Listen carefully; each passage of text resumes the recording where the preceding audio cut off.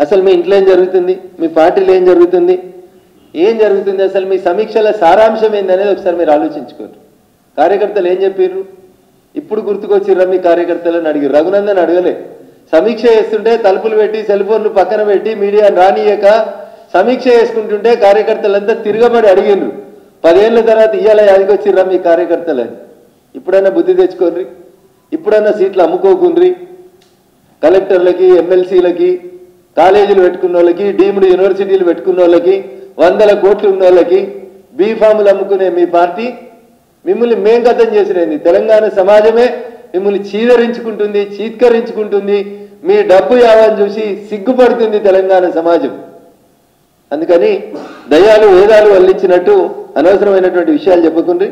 నేను నా last press మీట్లో అడిగిన, నిజంగా మీకు చేతనైతే మీరు 5గురు పోటీ చేయండి, మిగతా 12 సీట్లు కార్యకర్తలకు ఇయ్యండి. మీరు చెప్తారు కదా ఏదో పార్లమెంట్లో మేము కొట్లాడతాం, బీఆర్ఎస్ ఉంటేనే అసలు తెలంగాణ బతుకుతుందని. ఒకసారి మీరు 5గురు వచ్చి పోటీ చేయండి. ఎవరు కాకులు ఎవరు హంసలో తెలంగాణ సమాజం ఇప్పటికే ఒకసారి తీర్పిచ్చింది, భవిష్యత్తులో తీర్పిస్తుంది. కాబట్టి భారతీయ జనతా పార్టీ గురించి మాట్లాడే కంటే ముందు మిస్టర్ కేటీఆర్ నోరు దగ్గర పెట్టుకో, ఒళ్ళు దగ్గర పెట్టుకొని మాట్లాడు.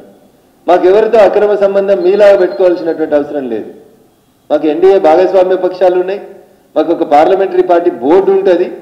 దాని నిర్ణయం ప్రకారం భారతీయ జనతా పార్టీ బీఫాములు ఇస్తుంది, పోటీ చేస్తుంది. కాశ్మీర్ నుంచి కన్యాకుమారి దాకా మా ఎన్డీఏ కూటమి అఫీషియల్గా చెప్పి పోటీ చేస్తుంది తప్ప మీలాగా ఆగమాగమై పిచ్చి పిచ్చి చేసుకునేటువంటి కార్యక్రమాలు మాకు అవసరం లేదు. ఇంతకు ఆఖరిగా కవితమ్మ అనేట ఆమెకు సీట్ ఇస్తారా ఇయ్యారా? కవిత మీ పార్టీలు ఉందా లేదా?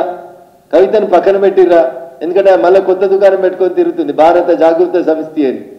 అందుకని చెప్పి మళ్ళా అసలు ఏంది మీ సంగతి ఏంది అనేది ముందుగా మీరు తెలుసుకొని ఎవరైనా మిగిలిన ఒకరిద్దరు కార్యకర్తలైనా కాపాడుకోరు.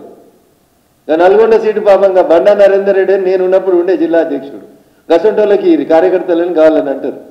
భువనగిరి సీటుగా శంకరమ్మ లాంటి వాళ్ళకి ఇయ్యి, సిద్దిపేట సీటు ఎర్రోళ్ళ సీన్ లాంటి వాళ్ళకి ఇయ్యి. మీకు యాదగిలేవని పేర్లు యాద్ చెప్తున్నా.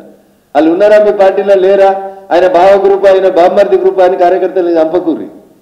చెప్పమంటే 17 సీట్లలో 2001 నుంచి పనిచేసిన వాళ్ళ పేర్లు చెప్పగలుగుతా నేను. మీరు మర్చిపోయింటారని మచ్చుకు 3 చెప్పిన. బండా నరేందర్ రెడ్డి గారు, శంకరమ్మ, ఎర్రోళ్ళ సీను, ఇట్లాంటి వాళ్ళు చాలా మంది ఉన్నారు కదా. వీళ్ళు కదా కార్యకర్తలు, వీళ్ళు కదా ఉద్యమకారులు. గిసంటోళ్ళని గుర్తుపెట్టుకోర్రి.